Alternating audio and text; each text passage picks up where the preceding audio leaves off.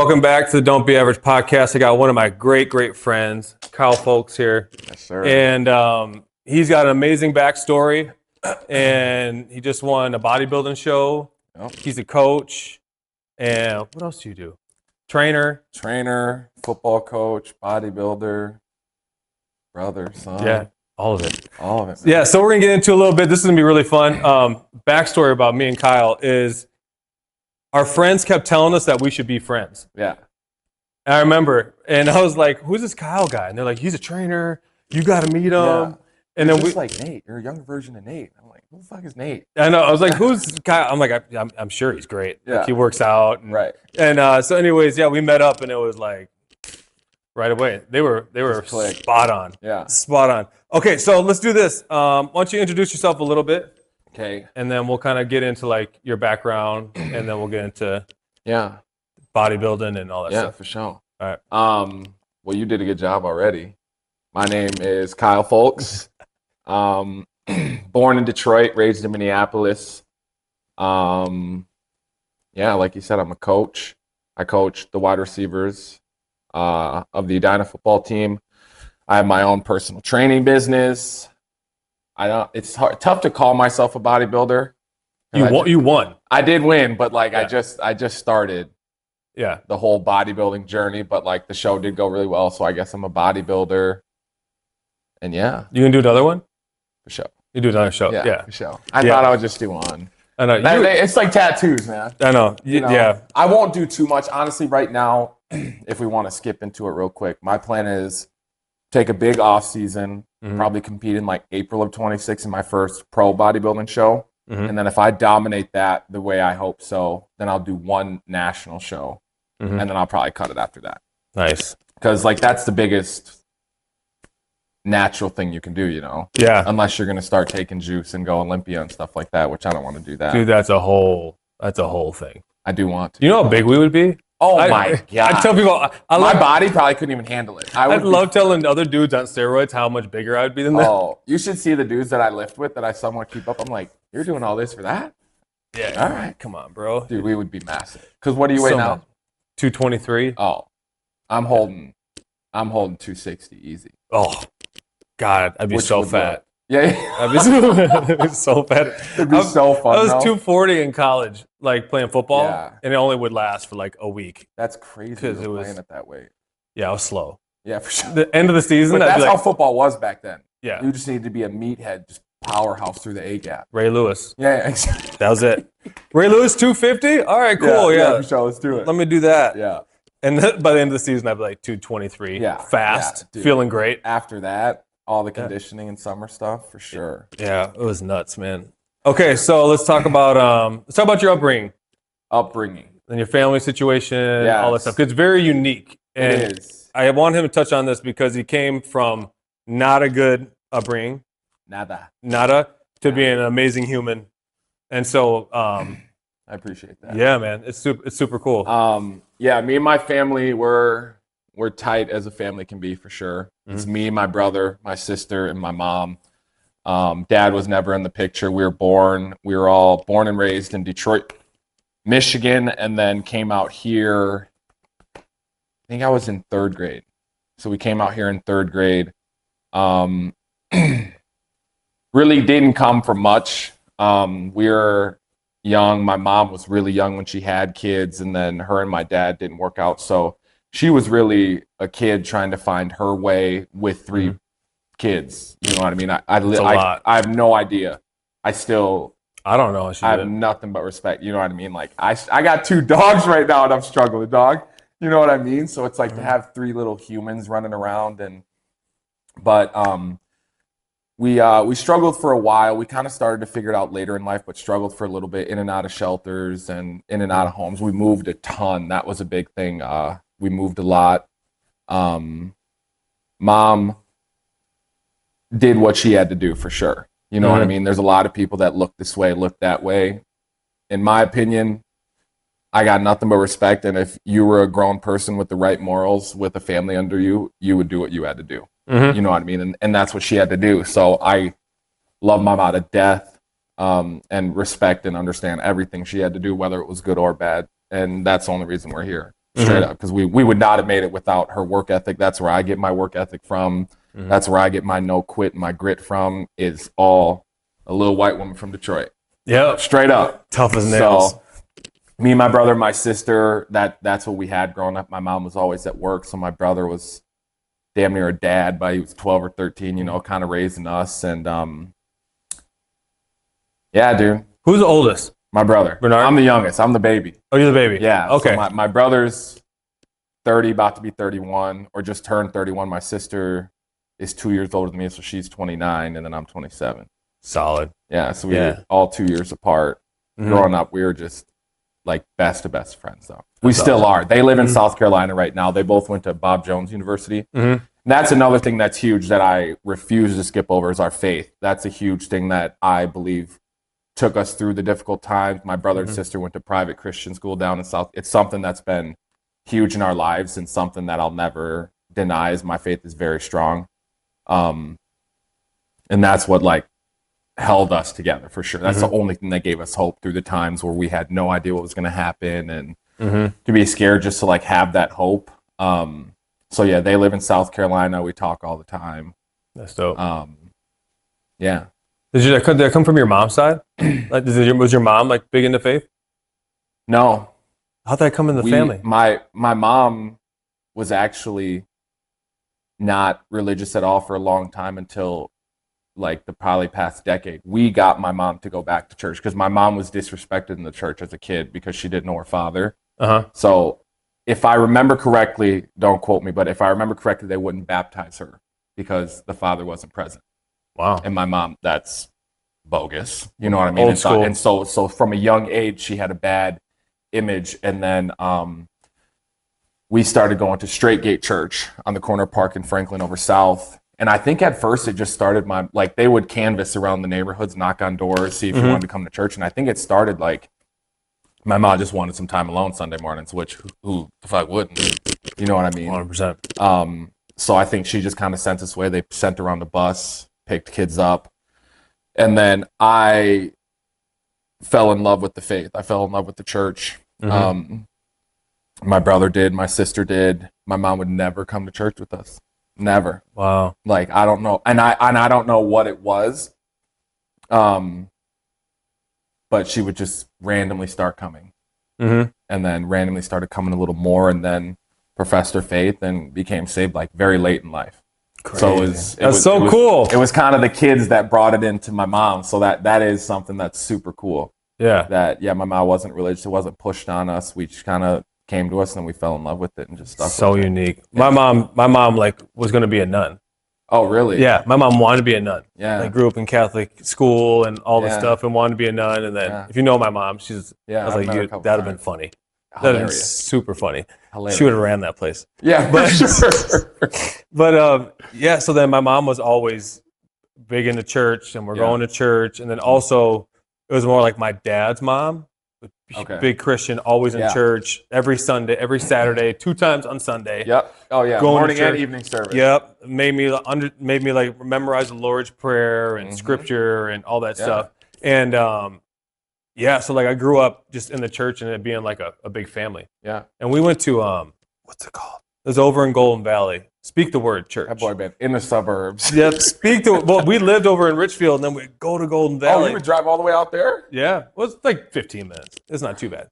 But it was Speak the Word Church. Don't let this man lie to you. Golden Valley is fun. It's actually not, though. That's where I got my new car from. Yeah. And I was like, oh, this is Golden Valley? Right down? Yeah. Like first tier. And you're there. First tier suburb. Yeah. Right there. Right. It's like the opposite side of Richfield. Yeah. So we would go there, and it was like one of the only black churches. Okay. And so that's where you would go, and everyone went to Speak the Word. You want to know what's crazy is my church, the whitest church ever, but the most genuine people. Like, they took us in, and it's funny because stayed in the church and then went to college, came back, and then got back into it when I was back home and everything like that. And I actually spoke at my church last year about how to keep people coming to church and everything like that, because it is hard being a majority white church on the corner of Park and Franklin over South. Yep. To get people to come. And So it's been really cool to see it kind of come full circle. Mm-hmm. And like I've been teaching teen class here and there now, so That's super cool. I see that every once in a while. Yeah, it's been super fun. And like 2 summers ago, I got to go to the Christian camp out in Wisconsin. They still send the kids from our church there every year. That's where I like really got saved. So I got to go out there and help a couple summers ago, which was super dope. That's cool. But yeah, I go to a very, very white church. Mm-hmm. Best people in the world. That's awesome. Yeah. We ended up moving to Cedar Valley Church in Bloomington. Yep. And it's right by the Mall America. Yep. Another big church. I went to their church camp, had a blast. Yeah. Incredible. Had a blast. It was so much fun. Yeah. And now my niece and nephews, they go to those now. I'm like, man, yeah. I still got that mud pit. Oh, the mud pit. We had the mud pit too. I would never step foot in the mud pit again. Dude, it was football in the mud pit. So gross. Crushed everybody. So gross. So fun. For sure. It was so fun. Yeah. But I totally get that. All right, dope, man. Okay, so faith is huge. Same with me. Yeah. I mean, sometimes you can't. Everything's the same. That's why we. That's why we click. You can't control everything. I think that you can't control shit. Sorry, I'm gonna stop. We were talking about faith and stuff. You can't. That's why you need it, because you can't control anything. No. So many things are out of your control that if I didn't have a higher power or whatever you want to call it to look up to, I would freak out too. Mm-hmm. There's so many people that just don't know what to do, and I don't know what to do, mm-hmm. but he does. So I'm following you, big fella. Yep. You know what I mean? Yep. So my life, the more I've like gone against it, and just like you're just trying to be like a prideful, independent man. Exactly, and just be ego. Yeah, that's what and that's what's so hard is that's what we're taught to do. Mm-hmm. Like as a kid, you're not taught to rely on other people. You're not taught to be weak, or you're taught to be prideful, rely on nobody, don't ask for nothing, don't show emotions. Mm-hmm. And it's when you figure out you have to do the exact opposite of that is when you make it. I swear. And I'm just figuring that shit out. Exact opposite. Yeah, literally the exact opposite. Yeah. Pride. Bro, I've been learning a lot about pride recently. Mm-hmm. Killer. It's tough being in the athlete world, in the bodybuilder gyms, in the places like we hang out. Yeah. It's tough. It takes you in such like even like simple conversations with my girlfriend. Like, why didn't you do this? I hear like, you idiot. And it's like, then I'm like defensive. Oh, yep. I thought people. Sorry. You know what I mean? But it's just like, it just takes you in such a different direction that when you just like slow down and realize like, the person that I'm with probably doesn't hate me or think that. Most likely. But your pride just like takes you there, or like, it's crazy. I've been learning a lot about it, and it's funny once you kind of figure it out, you have to laugh at it. Mm-hmm. Like you're such a prideful, ego-filled man. It's almost funny. Also, if you have a strong woman too, it's hard. Then you guys go back and forth. Tough. Yeah. And she stands her ground too. Yep. Man, who are you talking to? I know. They tell you about yourself, and you're like, hold up, man. Why are you like my mom? Yeah, it's crazy. It's insane, but. Yeah, so faith is huge. Yeah. Yeah. That's dope. Let's where should we go next, you think? All right, so we talk about your background a little bit, faith. Should we talk about college? Where'd you go to college? Where'd you go to high school? I don't even know this. High school to college, what happened? I got you. So I joined a program. So another cool story about my mom. Very bad situation in Detroit. Obviously, dad wasn't around. Ended up saying, like, they got into, if I remember again, don't quote me. They got into a little argument, and Big Bernard, I'm not going to call him dad. I can't do that again on camera. I'm sorry, I'm not doing it. Big Bernard. Sorry. My mom was like, I'm going to move away because there was gangs, there was everything in Detroit. Detroit was crazy. And she was like, I'm going to put these kids in the best school I can find. Mm-hmm. And she was like, pretty much, are you going to be a part of it? And he was like, if you move, you're not getting a dime. You're not getting child support. I'm not helping you. I'm not doing. And she was like, okay. So she dipped. And she moved to Minnesota and found Edina, which was like top 3 schools in the nation at that point. Wow. So we couldn't get in it because we didn't live in Edina. So she performed one of her miracles and found this cheap duplex, probably not cheap for us at the time, but cheap duplex right on 62nd and France Avenue. Mm-hmm. Big white duplex. So we lived there for a year, and then we joined the Choice is Yours program. And that's where they bus kids out from the inner city But since we had lived in Edina for a year, we were blessed into it. So we got to move into a lower income neighborhood so we could afford it a little better, and got bussed out to Edina. So ever since, people ask why I'm a morning person. I've been waking up at 5:30, 6 o'clock to catch the bus to drive all the way to Edina since I was in 4th grade. What city were you in? Minneapolis. So you lived in Minneapolis. Yep. Got it. So I lived in Edina for 1 year. Then we moved to South Minneapolis, all over Minneapolis. We were all over North Minneapolis. Got it. So we got bussed out from Southside Minneapolis to Edina, played football. Senior year, got a full ride to UND. Junior year, got a full ride to UND, but had terrible grades. My senior year, I had a chance to get my grades up.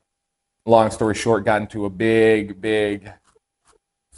18-year-old argument with my mom, thinking I knew the world. You know what I mean? She ended up pulling me out of Edina, sent me to South St. Paul. Dang. Because she was like, this isn't you. You know what I mean? I was so tied up in football. I had a full ride scholarship, had a girlfriend. You couldn't tell me shit at the time. No. You couldn't tell me anything. So it's like my ego's through the roof. And I'll never forget one quote that my mom has said that has stuck with me forever, and I use with my football players now is, all I was worried about was football, but she was worried about the man when the football hit the ground. But in my head, the football wasn't hitting the ground. So you're tripping. Yeah. You know what I mean? We're just not on the same page and you don't get it. Yep. You know what I mean? And then 3 shoulder surgeries and a knee surgery later, the ball hits the ground. And I don't know who the hell I am. You know what I mean? I've been chasing football, and I was 22 at the time, for a decade. That's all I cared about. I put it before people. I put it before God. I put it before my family, which is terrible. You know what I mean? You don't even realize you're doing it at sometimes. But so ended up going JUCO. So I went to North Dakota State College of Science for 3 years because my shoulder, I injured my shoulder my senior year, surgery freshman year, surgery sophomore year, played junior year. Wow. Yeah. So I was out in Wahpeton, North Dakota for 3 years. Recovering. Yeah. Just trying to stay active, stay in the program because I was so insecure of letting the program let me go or anything like that. But they knew what I was capable of. They knew that I was decent. So they kept me around. And then my 3rd year there, just first 3 days of 2-a-days, I don't think I caught a single ball. I just couldn't get my groove back to the point where Coach Francis, one of the best coaches I ever had, pulled me into his office and he was like, "What are we doing? Are you a receiver?" Because he was like, "You're an athlete. We can move you around. We need to figure something out." I was like, "No, just let me get back into it. I'm a receiver." And I remember I called my brother that night and prayed. I had no idea what to do. You know what I mean? Just like we were just talking about, it was out of my control. I was here, but the ball wasn't and I've never struggled with that before. Yeah. It just clicked. You know what I mean? It came to the point where it's like, Kyle, you've been injured after injured after injured. What's the point in playing scared? What's the point in taking this for granted? This is your last shot. You know what I mean? So you might as well go balls to the wall. And then it just clicked. Me and my quarterback clicked. I figured my hands out. I figured my routes. I figured out new moves off the line. Ended up finishing I think it was top 5 receivers in the country. Wow. In the JUCO league. And that's including all the ones you see on Netflix, Mississippi State, Eastern Mississippi, and all them. Some serious athletes go JUCO. Oh, best athletes I've ever played against. I went D2 after that because my D1 clock had run out, whatever. That's what God's plan was for me. My JUCO team would have killed the D2 team. And they're in bowl games. They're very good. They're sending people to the league. And Meech, if you ever hear this, best DB I've ever played against. These kids from Baltimore, dude. This kid was 6'2", played in the Under Armour All-American game as a receiver and switched to DB. So he knew exactly what you wanted to do, when you wanted to do it, and why you wanted to do it. The best DB. That was the first DB that I ever lined up against, and he stood me up, and I was like, "Whoa, run that shit back." Yeah, and he's your size, 6'2". Probably stood about 205, long arms, just in you right at the line. Just incredible athletes. JUCO was the hardest thing I've ever done in my life. One of them, not physically, because these coaches, universities have to care about you. Universities have to take care of you. They're weaning people out in JUCO. They're recruiting from the inner city. They're recruiting all over the country, and they need to know who's down and who's about it and who's not. They're not funded very much. Not funded very much, and they're guys from around that place. I had like 2 military vets that were coaches, so it was all mental. Wow. They would just play with your head. We did plate stadium stairs with plates above our head. Oh no. And once I learned, it was all mental. They just wait for someone to crack. It doesn't matter who it is, doesn't matter how many people it is. They wait for one person to crack. You just can't be the first one to crack. They're in your face. You might as well go home right now. You're not going to make it. You ain't going to the league. You ain't going D1, da-da-da. And then you have that kid, man, shut up. Done. Get out. Dang. Quick. Then everyone got to stop running? Running? Yeah. Once one person quit? Then they would shut it down. Wow. I remember one time they stopped our game. weight room session because people were messing around in the back, had us run the hallway, up 3 flights of stairs, across, down 3 flights. I'm going to be honest with you. I think we were going like 19 minutes. Wow. Like a while. And what he did that played with your head, if say we're running by, he would go, Nate, you go back in, and he would make me keep running. Jay, you go back in, and other people are still running. Meech, go back in, and and then in your head, you're like, what am I doing wrong? Yeah. This kid Ransom, what the hell? What do I do? I can't. Oh. All right. Cut. And it's just like, once you just aren't the first person to crack, you'll be all right. Yeah. And that's what I figured out. So that got me through JUCO. Ended up transferring to Bemidji State. Got injured, needed a 3rd shoulder surgery after my junior year. So I took a year off so my D2 clock would stop. Went and lived in South Carolina with my brother, recovered, came back. Some universities. I was actually going to go JUCO again. I was chasing this football. I didn't care how I was going to make it, dude. I didn't care how I was going to make it. I was going to make it. So I went to JUCO, practiced for a week, and then that kind of conference of Bemidji, Winona, Duluth, those schools found out I was playing again, and a couple of them reached out to me and offered me. So I left JUCO after a week of. You went back to Bemidji? I was never there. So I went JUCO 3 years, year off, and then I went back to JUCO for a week and a half. And Bemidji reached out to me in the middle of 2-a-days.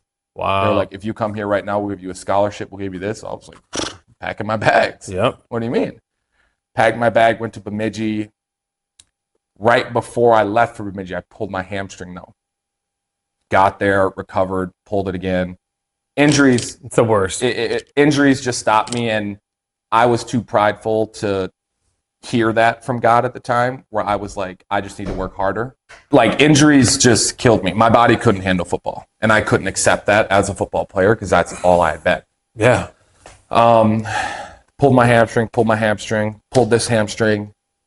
You know what I mean? Because you start to compensate so much, you're putting so much pressure on the other one. And then I ended up just completely blowing out my knee. That's what really took me out. I think my team at the time was practicing for a bowl game or something like that. And I had run a route. And the thing is, now that I have the science and learned what I learned, like I learned I naturally hyperextend, so I obviously need strong hamstrings. I went to land, I ran a dig route, went to land and spin, and my knee hyperextended because my hamstring couldn't hold it because it was obviously weak.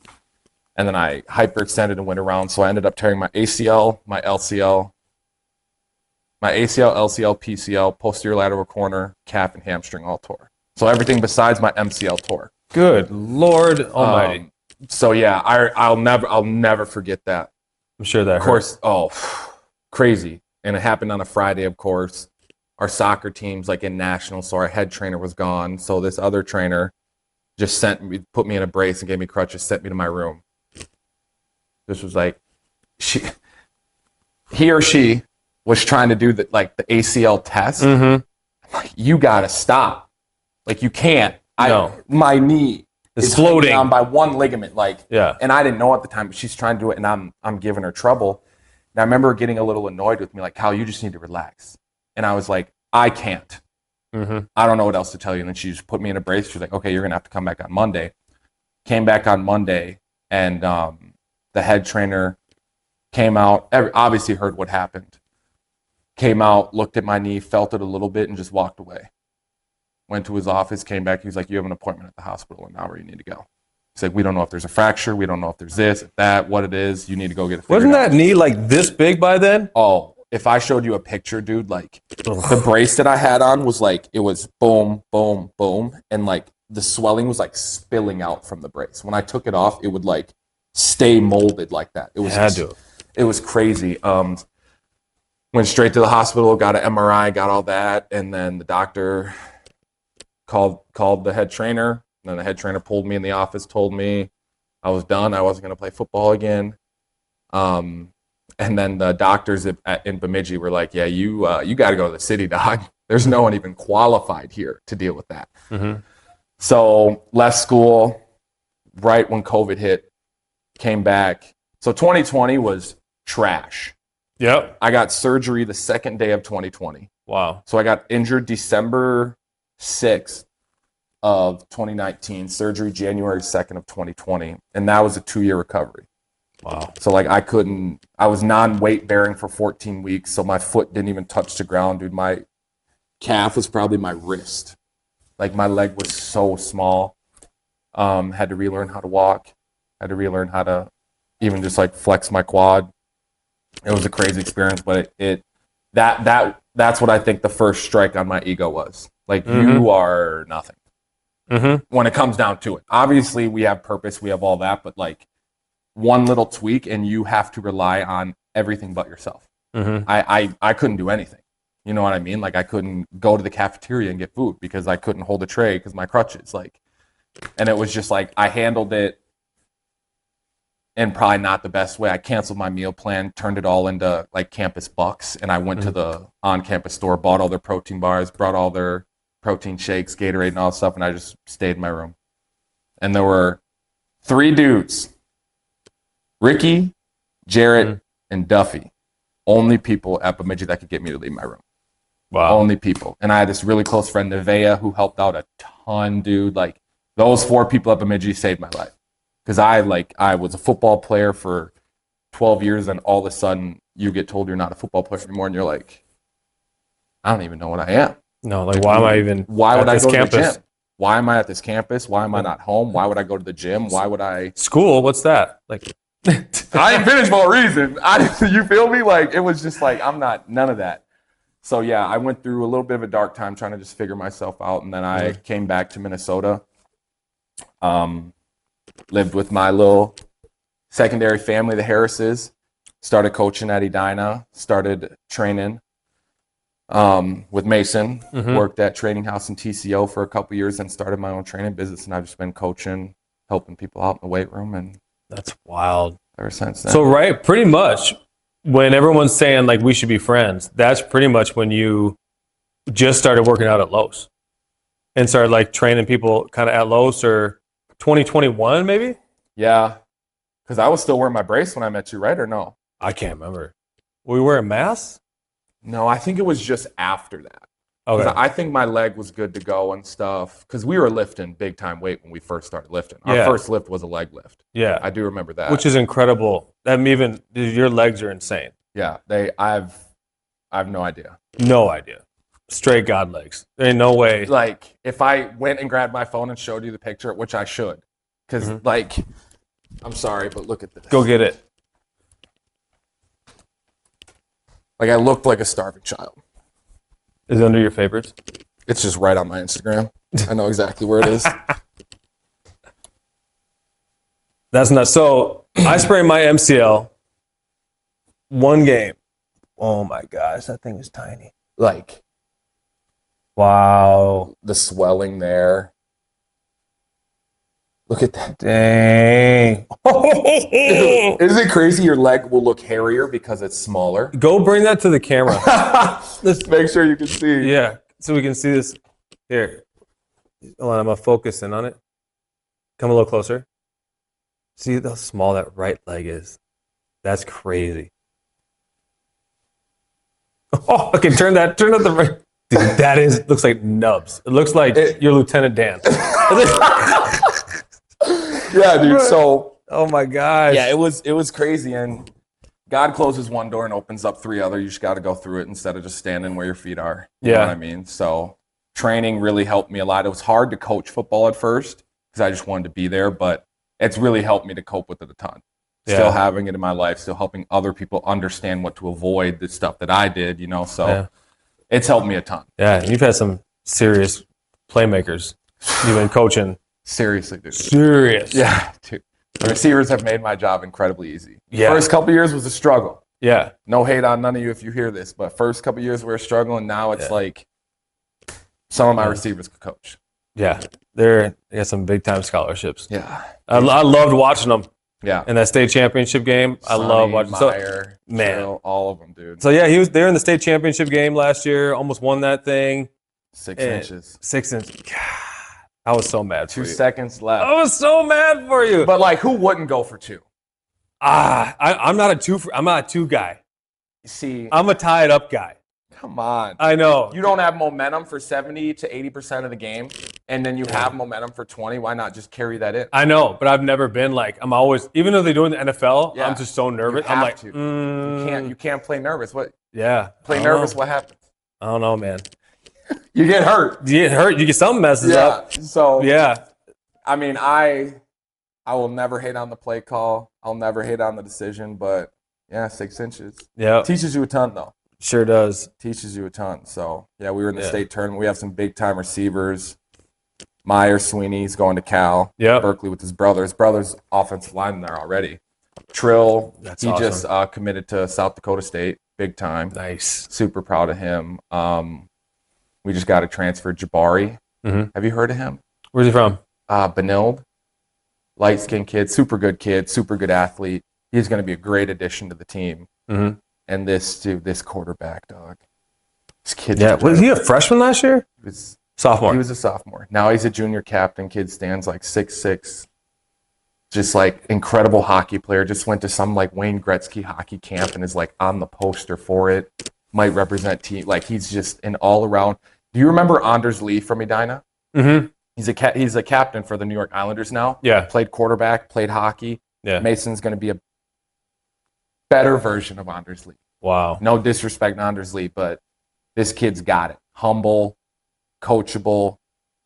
He's good, dude. That's awesome. He's good. I'm excited for him. Yeah. You gotta watch out for my nephew though. We ain't gonna play them. I know. You're not gonna play Jefferson. Leagues. They got to get to the big leagues. Dude, I know.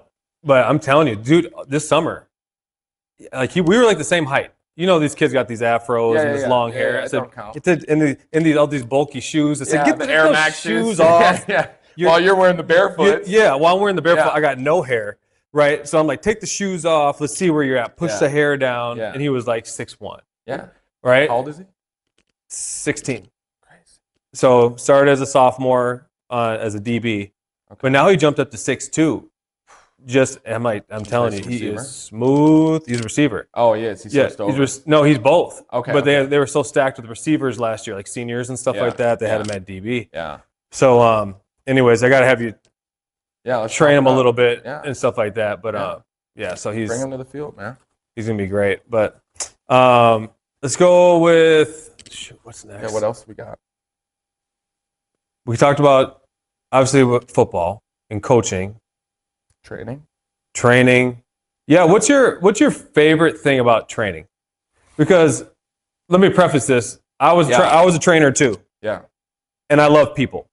Yeah. Me and you both love people. Yeah. You become really like a therapist. 100%. Yeah. And so I loved it. But then after a while, I was like, shoot, like I don't know if I can do this all the time. Like I'm looking for something a little bit bigger. Yeah. But I love doing this, and how can I make like a bigger impact? Yeah. You know what I mean? Yeah. And so I love training for that aspect. Yeah. I'm more of an extrovert. Would you say you're more of an introvert or extrovert? Or an introverted extrovert? It's so hard now. And you know it is. You know I'm an extrovert, but I'm an introverted extrovert. Yeah. I was such an extrovert, and I kind of was too extroverted growing up. I let too many people in and stuff like that. So I'm very specific with a small friend group, but I know everyone. Mm-hmm. You know what I mean? There's times where I don't have the energy to go out, and then it's like I need to go out or I'm going to go crazy. And just and I'm like, bro, go out. Yeah, yeah. I'm like, go out. Yeah, you know what I mean? So it's like I tend to fall more on the introverted side when it comes to like social stuff. I just like it's a lot now, but I'm an extrovert at heart. You know what I mean? Yeah. I've just I learned to I shouldn't say control it, but I suppressed it for a while after the football stuff and everything, and but I'm an extrovert. That makes sense. Yeah. I need that social. Yeah. Yeah. So, coaching is very similar to training. You're just teaching at a different aspect. Yeah. I just kind of expanded my training. I love training athletes. That's like my biggest thing. I love training athletes because I was a good athlete that didn't have proper training. You know what I mean? And I think that's what led to my hamstring injury. You know what I mean? I didn't learn that when you pull your hip flexor up and your leg up to run, you push down and back. I was taught to bow out and pull. Yeah. So now I'm putting 215 pounds on my hamstring by pulling in front of my body rather than pushing down and back, because that's what's going to get you forward. Yeah. That going down and back. You know what I mean? But when you overextend and pull out, now you're putting all that pressure on your hamstring and it just goes. You know what I mean? So I think I love being the coach that I didn't have or the trainer that I didn't have to teach me, like, you're a freak athlete, but you're still doing that wrong and someone's going to catch up to you. Yeah. Because when talent meets talent, talent's not good enough. You know what I mean? Then hard work and then the technique and the fundamentals that you practice. Now it's who's there. Yeah. You know what I mean? And I was just a freak athlete that was like, yeah, keep going. Just do what you're doing. And I wasn't doing it right. So I think that's my why when it comes to, but I think it's expanded into helping general population people and moms and dads, and everyone needs it. It's just different. Yeah. So, yeah. That's dope. Ed Milet always says this. He's like, you're best to help the person that you once were. Exactly. And everything you're doing. That's why I connect with the shitheads. Yeah. I connect with the kids that just don't get it. I connect with them so well, but they make me so mad. Yeah. They make me so mad because I'm like, yo, dog, you don't have to go through this. I just had a receiver that is probably going to go D3 or JUCO because of his grades. I have talked about this kid and his grades for years now. And I saw it happening and I saw it unfolding. He'll tell you to this day. I'm not an I told you so person, but I lived it, dog. I had to go to JUCO. It was trash. You might not make it. You know what I mean? And it's like, I'm watching that happen now. And now it's like, you're going to have to eat that and power through it. Yeah. You know what I mean? So it's like, it's just so tough to see. You have kids. You're going to see them literally go through exactly what you went through, and you're going to tell them not to do it, and they're going to do it. And then they're going to come to you and be like, I'm hurt. And you're going to be like, yep. I tried. You know what I mean? It's so hard, but sometimes you just got to bang your head. You do, man. I had to. I didn't listen to nobody. No.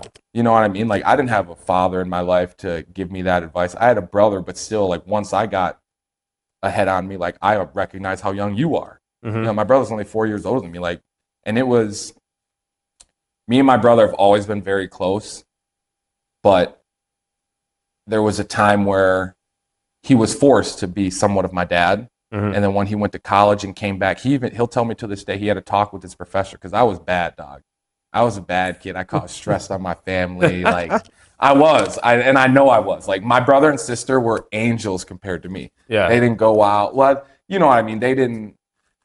Yeah, it was a ruckus. They didn't cause a ruckus. They didn't question my mom. They didn't like, what do you mean? Like, no one questioned my mom until my sister. I'm not gonna lie. Let me stop. My sister.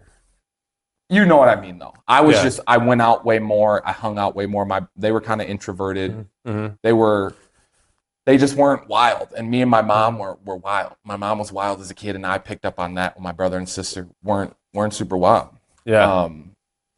But yeah, my brother, he talked to one of his professors or mentors at college about me, just like, I'm struggling with them, my mom's struggling with them, da-da-da. And then he told him, like, be his brother, not his father.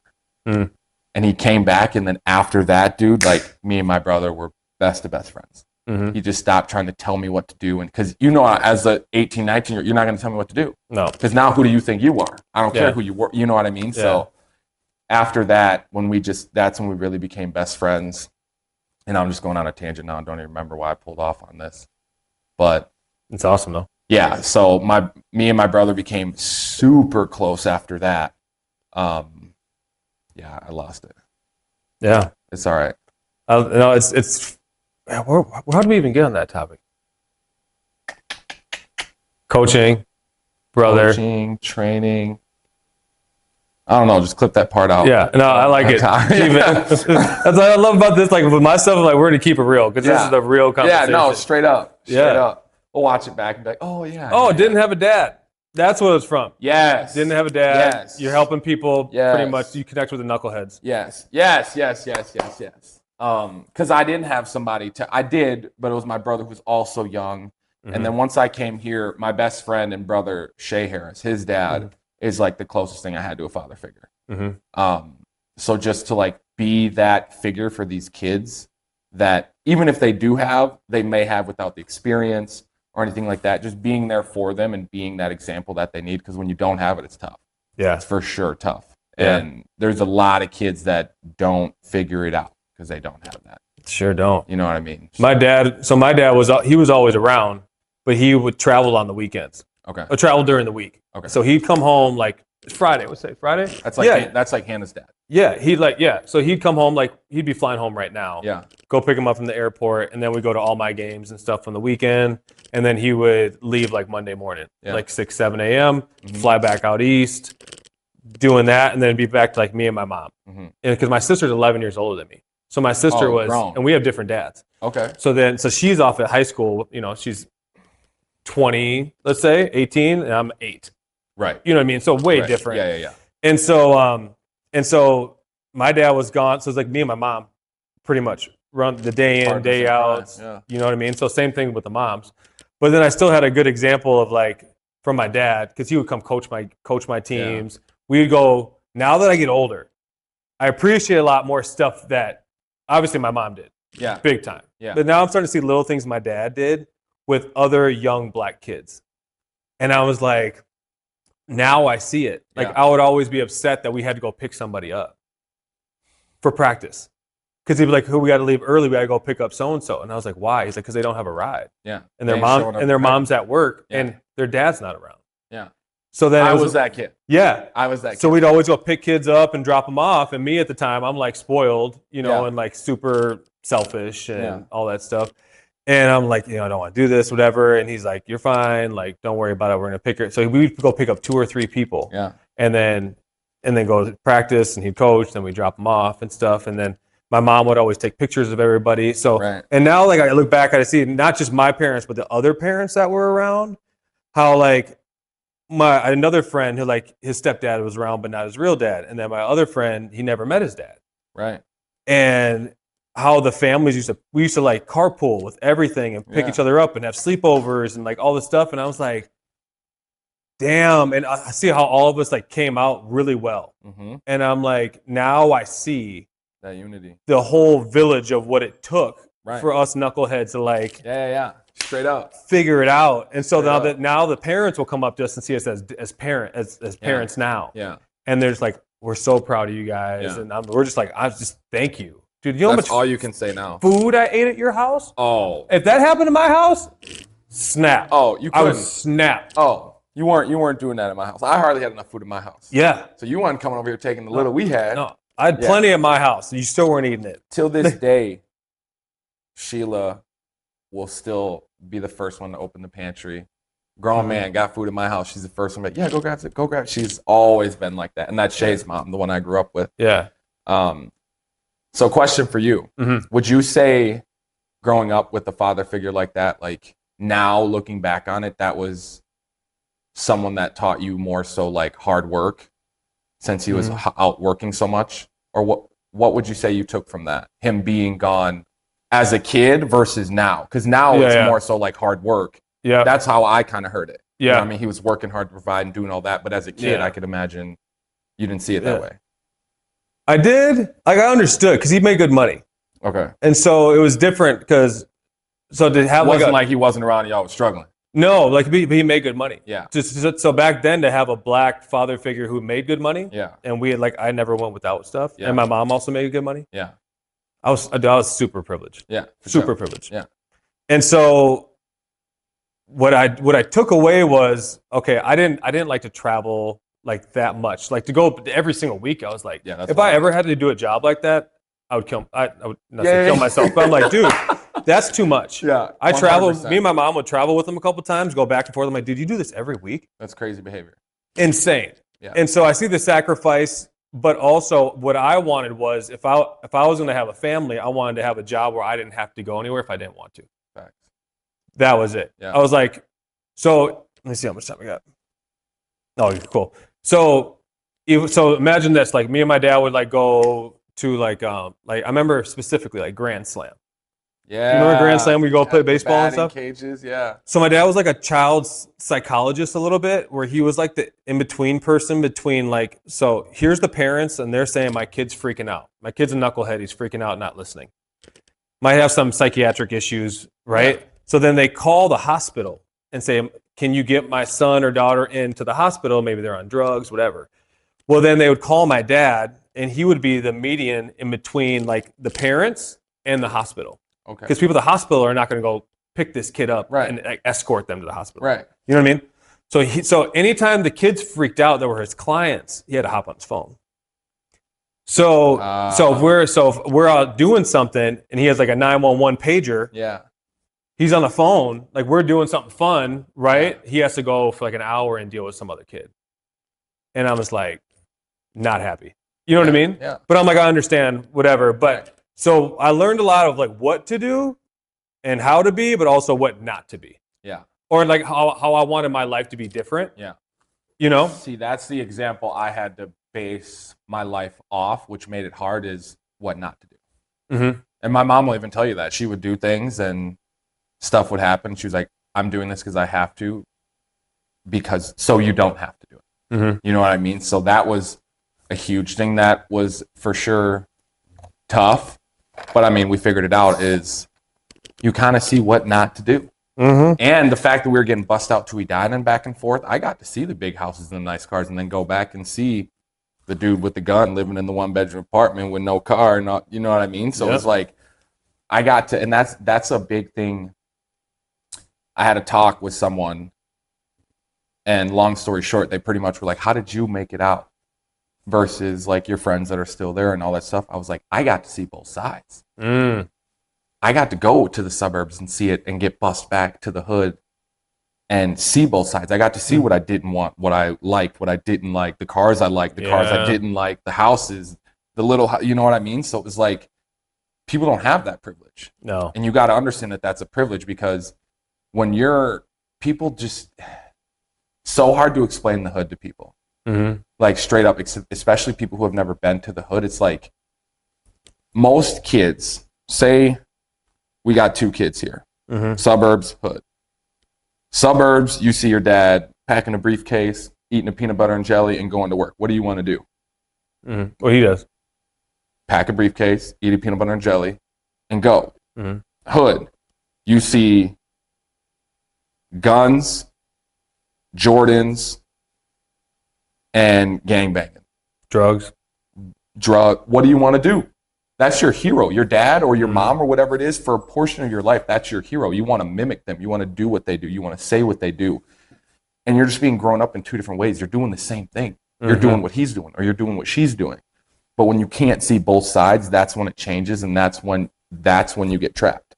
Mm-hmm. But I was so blessed to be able to see both sides and make a decision on how hard I'm going to work, and if I'm going to get that or if I'm going to stay here. Mm-hmm. You know what I mean? So just knowing what's out there is so huge, and I'm so blessed to have that privilege to being able to see both sides, because if not, who knows? Yeah, man. Who knows? All right, we talked about everything. Let's talk about bodybuilding.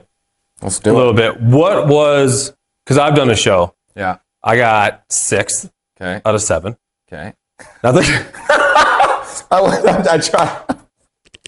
Not that good.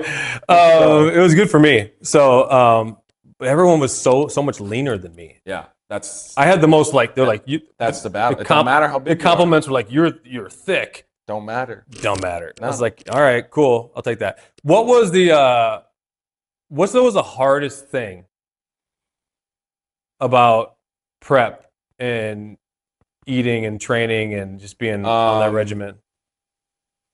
Training wasn't hard for me.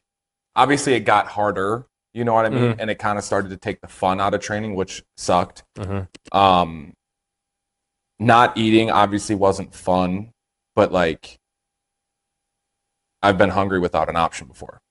That makes sense. We were growing up broke as hell. So like, for me to sign up. That's deep. You feel what I'm saying though? Yeah. Like, for me to sign up and know I'm going to be hungry, like, I'm still getting majority of the nutrients I need, not what my body wants for sure. I'm restricting, yes, but like, I felt this hungry with no option. You know what I mean? Yeah. I could go binge if I wanted to right now. I made the decision to do this. So, but you were still eating some serious calories. For sure. How many calories a day were you eating? Say on average, not like the bulking phase, but like, let's say like a couple weeks out, month out. 2,000, little over 2,000. 2,000 calories. Yeah. So how much protein? Like break down the macros. If someone doesn't, you can't remember. Oh, bro, I listened. That's what I did. Bodybuilding brain. You feel me? I listened. Yeah. Let's see.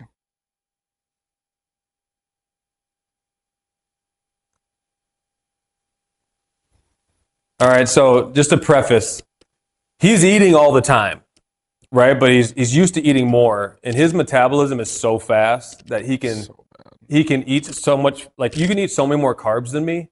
Oh yeah. And I will get fat, and his body's just like shreds. Yeah. You know what I mean? So 2,000 calories is not that much. But if you're eating, you're still eating 5-6 times a day.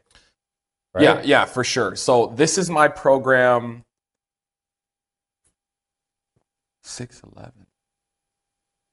Let me look back. Yeah, June 11th. Here, let's go this one. Here we go. This is May 25th. So this is a couple weeks out. Mm-hmm. Still eating 3,300 calories. Jeez. 299 grams of carbs. This is on my training day. Mm-hmm. 97 grams of fat, 360 grams of protein. So that's the biggest thing when it comes into it. Your protein is going to be super high, and you just mess with the carbs and fats. Yep. So yeah, it did like peak bulk. I was at like 5,200 because my metabolism was just so fast, and it was just slowly taking it down from that. Yeah. Slowly taking it down. We probably got to just maybe under 2,000. I would be shocked if it was anything less than that. But yeah. Again, the eating thing I knew I signed up for, so I was mentally prepared for that. Yeah. I think the biggest things that struck me were the mental fog. I struggled to like have conversations. And I'm an extrovert. We just talked about that. I need those social interactions, but those social interactions started to take so much effort. I didn't want them. Yeah. But then I was struggling from not having social interactions, but like the mental fog it brought, and like we would have a normal conversation. Like I couldn't think of words. It wouldn't be like some complicated thing. It would just be like, I got nothing. Yeah. You know what I mean? So it was just like, that's where I mentally struggled. Because it was like, I needed this, but the effort it took to do it wasn't worth it. Yeah. So that my social skills just kind of dropped, which was mentally hard for me. The social interaction stopped because everyone's social interaction is around booze or it's around eating. Yeah. And it gets to the point where like you have a fast metabolism and you're blessed, but it also, there's the devil and the angel on your shoulder. Well, I have a fast metabolism. I could eat this and probably figure it out. Yeah. I could stuff this pizza down and probably work it off. You know what I mean? So I just kind of avoided it. Yeah. Smart. Just so I didn't, because I know I would fall. I know my strengths and weaknesses in food. I love it. You know what I mean? And what I have to work out harder. Okay. That's not a problem for me. I would love to work out harder. Yeah, we love. You know what I mean? So it was like, so I just kind of avoided it. But I would say the social and mental fog and like just weird stuff that it caused that I wasn't ready for, that's what I struggled with the most. And then sleep was hard. Who thinks sleep is going to be hard when you would think you would sleep harder. Yeah. But it's the opposite. You struggle to sleep. You're peeing all the time. Yeah. Waking up twice throughout the night to pee. So, yeah. But yeah, hardest part I would say with the mental clarity and just being like foggy and like socially just like I felt dumb. I just felt dumb. That's wild. What was it like to like not get a lot of sleep, have to train like crazy, and then go to work? It was tough. Thank God I own my own business and I can make my own schedule, and I have incredible clients that worked with me. Straight up. I have athletes that knew what I was going through. I had dads that knew what I was going through, that I was like, the energy that I give you is not going to be normal, but it will stop soon. We're going to get over it together, but like, I'm here for you. You got to be here for me right now. And it's, thank God I own my own business, because that's the only way I was able to do that. Can you imagine a 9 to 5? You don't imagine show if up? I worked at Training House. Imagine if I didn't quit TCO. Yeah. Like I would have had to show up at the weight room at 6 a.m., be there until 9, go home for a little bit, be there from 3 to 6 again. Yeah. Like it would have been terrible. So that's why it's like you quit a big time training place. You're like, oh, what am I going to do? And God closes one door and he opens up more. Yeah. So that's very similar to having a newborn baby. Because you don't get the sleep. Yeah. You don't get the sleep. You're up. Everything's different. You're trying to you're like, I have to get up, but I don't want to get up. Right. And the hours are but everyone also is like, oh, you're not sleeping. Yeah. That makes sense. And it's so weird because during prep, I could fall asleep anywhere. Yeah. But it was like the deep sleep and you're like deep realm sleep where like getting those full, that just like wasn't happening. And that's when like you can sleep all you want, but it's not really doing much for you. It's doing something, you know what I mean? But it was weird. That's wild. It was weird. That was another thing. I want to do another one, but with all the kids and everything. Because I'm 39 now. How old are you? 27. 27. All right. So not a big age difference, but I want to do one either before I'm 40 or the one like after I'm 40. Yeah. You know what I mean? Just to say I did. Because I haven't done one since 2015. So it's been a Yeah. really long time. Bodybuilding's crazy, man. Yeah. I think do you think everyone should do a show just to. No. No? No. What about the nutrition piece? No. I think could be so. Hannah should never do a show in her life. That's okay. Yeah. You know what I mean? If you've struggled with an eating disorder, if you struggle with those type of things, restricting your body, you're going to love it. Yeah. And then you're going to see what you want to see and you're not going to stop. I struggled to stop after. You know what I mean? Your sense of in shape and shreddedness and tone becomes totally different. I thought I was toned when I was playing college football. Yeah. I was 10 times more shredded at this show. So it's like your perspective changes. So if you've struggled with food and with that kind of stuff before, I would highly advise against it. If you wouldn't have the control to stop, then you shouldn't do it. And I know people that will straight up say, I know this incredible person, Trish, she was going to do a show and was like deep into prep and just felt how unhealthy it was for her body and she stopped. You know what I mean? That happens a lot. And like, bro, there's girls out here not getting their period to bodybuild. All the time. Like, what? All the time. You know what I mean? And it's like, it's obviously less effective. Like for men, your sex drive will drop, your testosterone drops and all that stuff. But like, I don't think it's as dangerous for men. But yeah, I think there are definitely a group of people that should never step on a stage or step into bodybuilding for sure. Let me rephrase this question. For sure. Because did you realize how powerful nutrition was? 100%. Okay. But you can realize that in a bulk or a cut. You know what I mean? Yeah. Nutrition is huge and people need to figure it out because it's not as hard as people make it. So, but figuring out nutrition and committing to bodybuilding is two very different things. Yeah. You feel me? For me, I was like, I didn't understand how important nutrition was and how your body can like puff up from having a certain amount of carbs. Or like the day before the show, they're saying drink wine so your veins pop. And all of a sudden I could feel fat go through my veins. You feel it. I was like, I was like, this is nuts. Yeah. And so what I always said was, I feel like someone should commit to something. Yeah.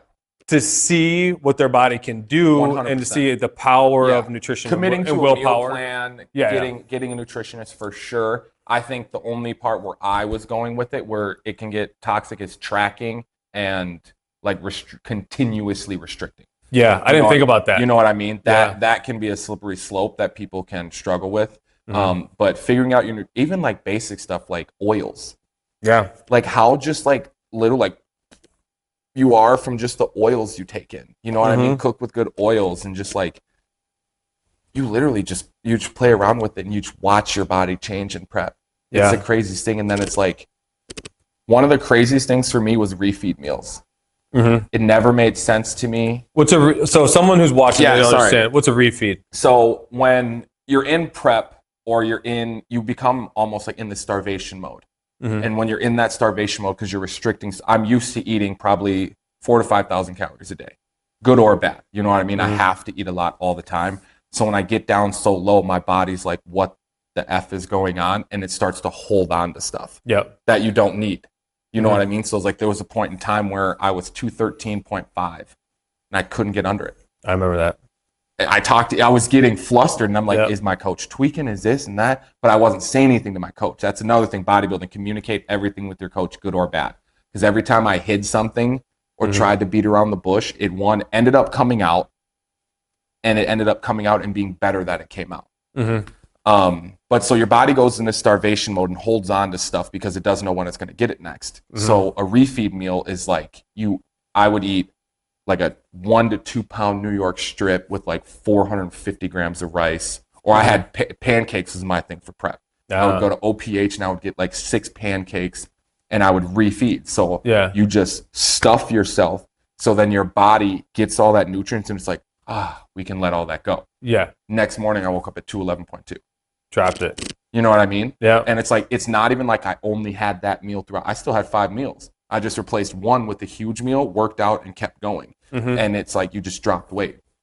So that's where it starts to get real technical. You know what I mean, in the bodybuilding world. But those refeeds, they blew my mind because and it becomes toxic in your head. Your head messes with you. Oh yeah. Less food in, less weight on the scale. Why would I keep eating? You know what I mean? Or like, I don't look what I look now, and what if this person? You're like So it's like, do I stuff myself right now? Yeah. And you almost want to like not do it. Yeah. But you just like, you trust the process and you do it. Then it's like you wake up the next morning with veins in your abs and you're 2 pounds and you're like, wait, what? The day after the show, I was way more shredded because I just ate ribs and pizza and everything. And I was like, Oh, it was crazy. Most people do a photo shoot the day after their show because that's when they look the best. Yep. Which is crazy. Yep. And that, So, So that was the hardest thing. So we talked a little bit about kind of, what you learned and everything like that. So that's good. Such a crazy experience. Dude, the show was incredible. Yeah. It was so nerve-wracking. And that's the thing. I'll tell my coach, I wasn't nervous. I was so anxious. Like when you're in the tunnel coming out of a football game. Like the clock's going down, the band's on the thing, and you're like, bro, just get the fucking band off. Let's go. Yeah. Let's go. Like I am locked in. I'm ready to go. And it was like, bro, like let's just go out on stage. Let's do this. And you have to wait. Oh, so long. I told you. It wasn't as bad as most shows. This show was very organized and it was good. We were maybe 5 to 10 minutes off. What time did the show get done? I got done at like 3. Dude, my show, I got done at 9:30 p.m. Yeah. Terribly run shows. Terribly run. And I was there. I went on stage. It said 10:15. I probably went on at 10:30. But I competed in novice, debut, and open. So that was another hard thing. If you aren't conditioned in posing, don't. Yeah. Dude, by the open, and that's open is when you can get your pro card. Novice and debut really don't matter. Yeah. You know what I mean? If I would have won novice and debut and lost to open, I wouldn't have got my pro card. Yeah. So it was like by the time I got to open, dude, I was cooked. My calf is cramping. Yeah. I'm belly breathing. I'm like, and it was a super cool experience. And obviously, hearing your name called that many times is incredible because I swept the show and I got best poser. Who thought being called a poser would be good? Dude, yeah. But that was super cool, and it just like my support system was incredible, and it was such a high in my life. Yeah. It was such a high in my life. Everyone was so supportive, even though it was tough. You know what I mean? Like, I'm struggling to talk to my mom. I love my mom. I love talking to my mom, but I literally can't. So it was like people around me felt it, and I appreciate their support. And that show it taught me a ton. Discipline. And the nutrition side of it, like it's hard to be in my apartment alone and know I could eat a whole pizza and no one would know. It's literally you versus you. You don't know your competition. That was another crazy thing about bodybuilding. Football, you watch film, you study film weeks on weeks. You replicate their defense, you replicate their offense. I had no idea who I was going up against. Yeah. I couldn't say like, I got this in the bag. Oh, I'm gonna kid. Like there were a couple guys where I'm like, whatever, you know what I mean? But you don't know until you get there, so you don't know your competition and everything. So I was confident walking into the show, but I didn't know I was going to do as well as I did. I knew you were. Yeah, and that's what everyone around me will say, which is probably my head messing with me. But yeah, it was. To think about it, say we go back to your story, like in football, right? In football, you're the man, you're the man, you're the man. And it's like humbled, injuries, and then boom, you're the man again. You know, did it feel like being an athlete again, like back in high school? Competing. I think I really miss competing, and this is the first like sporting or physical thing I've committed to that my body hasn't broken down. College football, I broke down right before. Yeah. Got injured before my pro day, blew out my knee. And this was the first time where my body, like, it held out and it worked and I won. And it, you know what I mean? That's what I told my mom. I was like, this is the first time my body made it through. My body has always broken. I've always struggled with injuries. Yeah. I've always struggled with injuries. And the more powerful you are, the more injuries you're going to have. Yeah. Which is, you would think it's contradicting, but like your ligaments and muscles can only handle so much. And when you generate that much force, you know what I mean? That's why it's clutch. Bodybuilding is just this. Yeah. You know what I mean? It's slow, it's controlled. Yep. And so, yeah, this was the first physical encounter that my body just held up through. That's cool. And I actually got to like reap the benefits of all the hard work. That's amazing. Yeah, it was incredible. That's super cool. I don't know, man. That hack squat. That shit It'll humble you every time. Mess me up, too. It'll humble you every time. That's amazing. I know. I was telling that that kid we were talking about. I was like, we need a hack squat over here, because that's how I've been building these up here. Yeah. Because I never squatted low like that. Yeah, and a lot of people can't.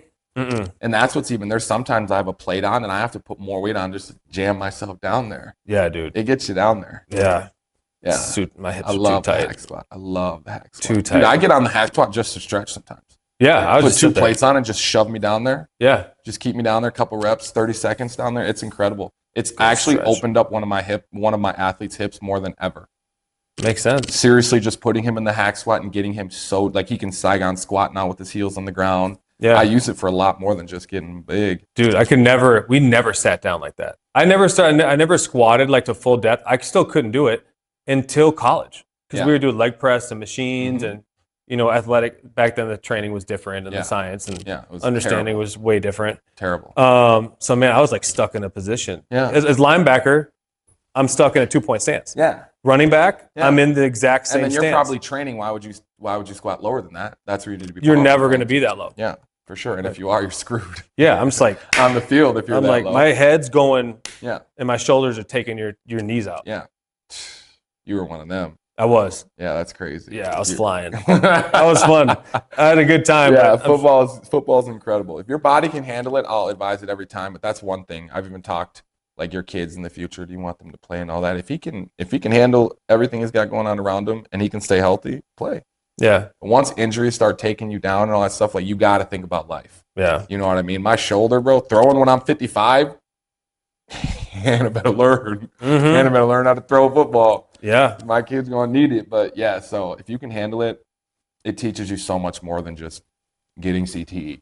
You know what I mean? People just think it's so bad. It's concussions, it's ACLs and all that. But the brotherhood, the life lessons, the dedication, hard work it teaches you will beat out all that stuff. Finishing, not quitting. Oh, touching the line. Touching the line. God. Not cutting corners. Touch the goddamn line. Come on, man. Yeah. I just started my team over the other day. We were conditioning you to touch the line. I'll stop a mid-rep. I'm coming to practice this year. Please do. This would be great. Then we'll just keep carrying on with this stuff. That'd be super fun. Yeah. All right, man. Anything else you want to say? Hey. It's an incredible story. I appreciate it. It's really cool. It's a lot. It's a lot for sure. I don't talk about it a lot, but it's good to get it out there because there's so many people that are like me that think they can't make it out. And that's what keeps you trapped, is that mindset. You got to use the negativity as fuel rather than becoming a victim. You know how many times we could have become a victim? Like, my house was raided when we were in 7th grade. Wow. Came home, everything flipped up. Looked like a tornado hit the house. We're moving right now. Pack everything up. Like, and that's just one example of, like, how negative could you have taken that and just become a victim? Sat there and pouted. We all packed it up, moved, ended up going in a bigger house. You know what I mean? And it just ended up working out. But it's like, all the negativity is never going to stop around you. There's always going to be negativity. How do you handle it? How do you use it as fuel rather than becoming a victim and just being another statistic? That's what I got for you. Good. God's been taking care of you. Hey, nothing but We've been blessed, man. I promise you that. God is good. Yes. All the time. All the time. Yeah. All the time. All right, man. Well, I appreciate you. I appreciate you, dog. Love you, man. Yeah. And where should they follow you at? What Instagram? Because you're very particular. Fowlkes Fitness. That's the one we're on now. How you spell it? Fowlkes Fitness. Okay. Go follow him, Fowlkes Fitness. If you got any athletes that need to be trained, if you want to be personally trained by somebody, whatever he does, hit him up, follow him, ask him questions. He's amazing. So, but thanks for tuning in, and we'll see you later. Peace. Yes, sir.